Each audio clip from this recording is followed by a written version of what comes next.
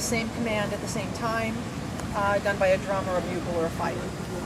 So their job was to destroy as much of the enemy's ability to communicate and command as possible.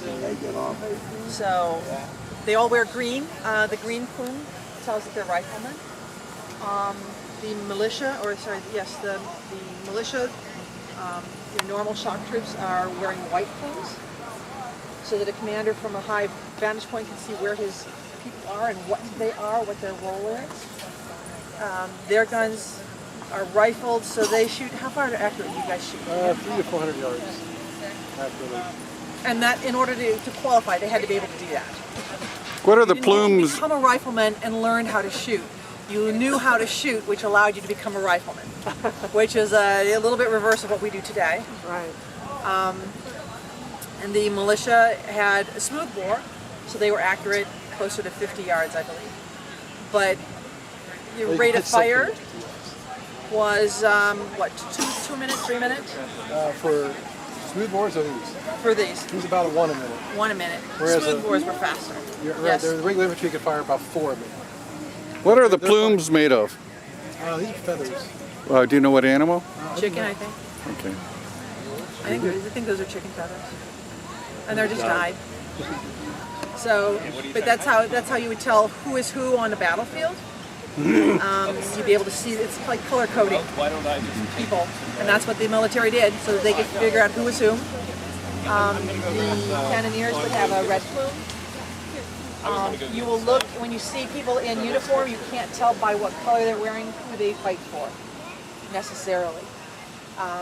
Our band, the 1812 American band, looks a lot like the British. They're in red and white with a little bit of blue. And there's a color code and a color scheme to their uniforms. You'd have to talk to a musician to find out what it is. I'm not a musician. But that way the officers could see which of the guys was the musician. Oh, because they're wearing red instead of blue. Which would be, right, opposite of everything else. So they were immediately visible, so you could find them when you needed to send a command. I'm someone who would be, my job was to take care of the uniforms for the guys in the unit. My job is for the military. I'm a washerwoman, and so I clean the clothes of the whole unit. There are 17 men in the unit, and I earn, for that privilege, I earn 50 cents a man per month. So $8.50 a month is my income. I also get a half ration of food from the military that I get to share with me and any children I happen to have with me. A private, on the other hand, makes $6 a month, so I'm better off than him. But he gets a full ration, and he doesn't get children or wives to go with him. He's too young. He doesn't have enough rank to get married. So there are rules about getting married, and he can't. There are rules about being married, and I must be. So since I'm always marrying military men, I've gone through 3 or 4 now. I forget. Can't keep They track. go off, they get killed, I get married. They go off, they get killed, I get married. When can he marry? Pardon? When can he marry? He cannot marry until he's a sergeant. You have to be a sergeant or above in order to be married. There's not an age limit. No, there's not an age limit. It's your job level and your responsibility level. So yeah, it's got nothing to do with age. But privates are generally very young. That's when you come in very young. If you survive just battles, you're the people who have survived. Now you have more experience than the next group of newbies did, so you get promoted.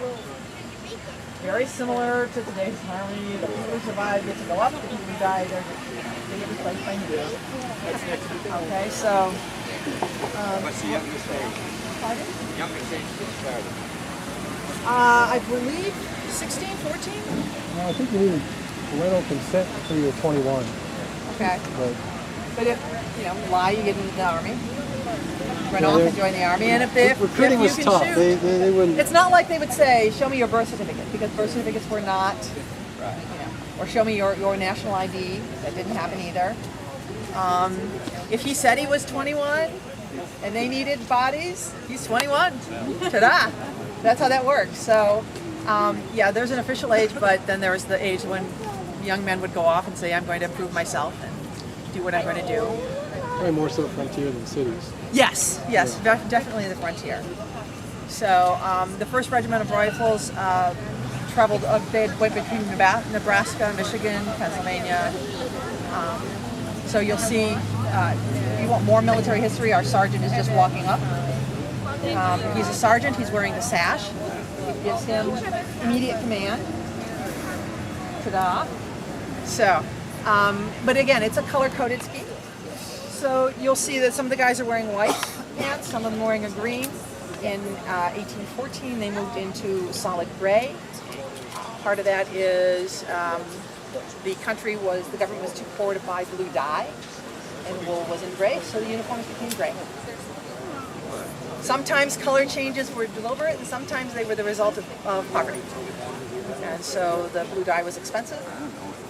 So when you see men in gray uniforms, they can just as easily be rifleists as not. For example, the 17th U.S. Infantry, which was formed in Kentucky, part of Harrison's Army. The 17th was in Kentucky, 19th was in Ohio. The 17th were clad in linen, plain sort of cloth linen. Their summer uniforms, which they wore all the way to the Battle of River Raisin in January. And by then, the supply lines had caught up to them. They're still wearing the rags of their recruitment. It wasn't until they got like to Fort Meigs that they got their winter uniforms, which were actually black wool with the red facings because they didn't have blue. So they all got black. And whereas the 19th got mostly blue. And then later they got gray. Right. And So finally in 1814, Winfield Scott said, "Hey, I want all my guys the same. Give us gray." They didn't want this mismatch of brown wool, gray wool, whatever different colors whatever they could get. So in any particular battle, you might find men that are all in the same unit that are wearing a little bit different clothing, and part of that is there wasn't a place to go get replacements. You got your uniform assigned to you, and then when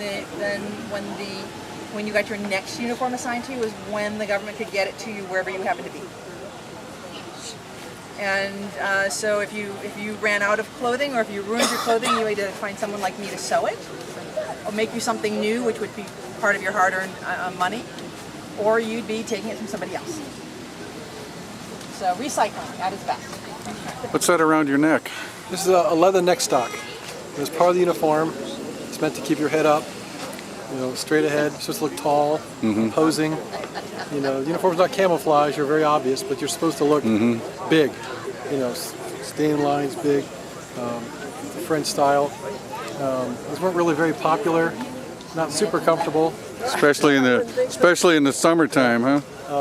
The Marines were the last unit to retain these, and legend has that's why they're called leathernecks, because they kept their leather neck stocks. Oh, leathernecks, Whereas the okay. infantry were like done. Good. Well, they're not. I mean, they're sort of impractical. When the sergeant says, "Do you have any cartridges?" I'm like, "I don't know. Do I have cartridges? I can't see. I can try to feel. I They're don't know. back there. You become very good at line working. Yeah, that's why I take little tabs out. Like I got 1, 2. Got some back there. The other ladies that are here are all gentlewomen. They would have been married to officers.